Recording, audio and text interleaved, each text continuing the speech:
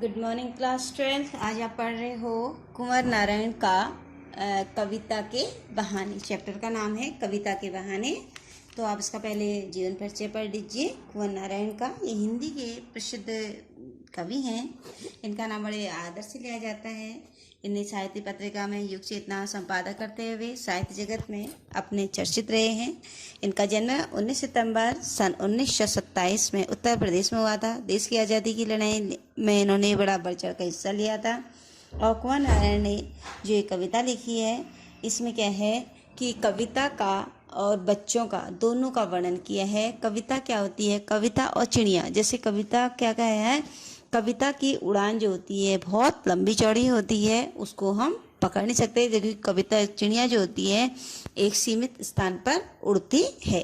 और वैसे उन्होंने बच्चों का दिया है। जिस प्रकार से बच्चे होते हैं यह घर वह घर सब एक कर देते हैं, उसी प्रकार कविताएं भी क्या होती हैं, प्रत्येक घर घर में जाती है। सभी लोग उसको क्या करते हैं, सुनते हैं, प्रसन्न होते हैं। इसका वर्णन इसमें किया गया है। स्टार्ट करते हैं आज चैप्टर कविता के बहाने। कविता एक उड़ान है। क्या कहते हैं? कविता एक उड़ान है चिड़िया के बहाने।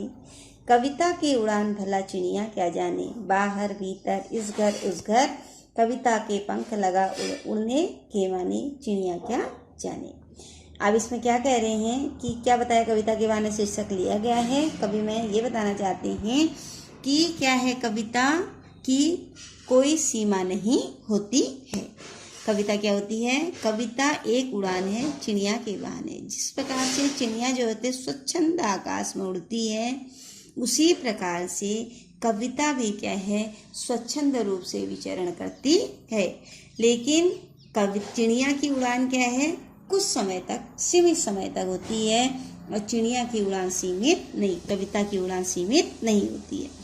कविता जो होती है बाहर भीतर इस घर उस घर, चिड़िया कविता के पंख लगा उड़ने के माने। वो उसको कोई भी पढ़ता है, कविता को क्या करते हैं, उसकी कोई सीमा नहीं होती, प्रत्येक जगह आजादी से विचरण कर सकती है। उसके लिए कविता के पंख जो होते हैं उड़ने के बारे में, मतलब कविता के इस प्रकार से पंख होते हैं कि वो प्रत्येक घर घर में बोली जाती है। यह घर वह घर, क्या कहा है, कविता के पंख लगा उड़ने के माने, कविता चिड़िया क्या जाने। कविता के पंख ऐसे होते हैं उसको कोई भी नहीं जान सकता, अर्थात उसके पंखों की कोई सीमा नहीं होती है, उसके उड़ान की कोई सीमा नहीं होती। जबकि चिड़िया के उड़ान की क्या होती है, एक सीमा होती है। तो आपको बताया कविता एक खिलना है फूलों के बहाने। कविता का खिलना भला फूल क्या जाने, बाहर भीतर इस घर उस घर, चिड़िया बिना मुरझाए महकने के माने, फूल क्या जाने। कविता एक खेल है बच्चों के बहाने, बाहर भीतर यह घर वह घर सब एक कर देने के माने, बच्चा ही जाने। आप क्या कहते हैं, यहाँ पर कविता के बहाने शीर्षक में कविता ने क्या बताया है कि जिस प्रकार से एक बच्चे होते हैं उनके लिए कोई घर, बच्चों के खेल के लिए कोई भी उनका घर नहीं होता, वो किसी के घर में क्या कर लेते हैं, खेल लेते हैं। तो उनको गली मोहल्ले सब जगह वो क्या करते हैं, धमा चौकड़ी में जाते हैं, सब घर उनके लिए क्या होते हैं, एक समान होते हैं। इसमें उन्होंने कविता की तुलना उस खिले हुए फूल से की है जो पूरे खिलकर अपनी मोहक सुगंध से वातावरण को क्या कर देता है, महका देता है। और बच्चे भी क्या करते हैं, अपनी धमाचौकड़ी से, अपनी शैतानी से क्या कर देते हैं, सारे मोहल्ले को एक कर देते हैं। उनके लिए भी क्या होते हैं, सब एक समान होते हैं।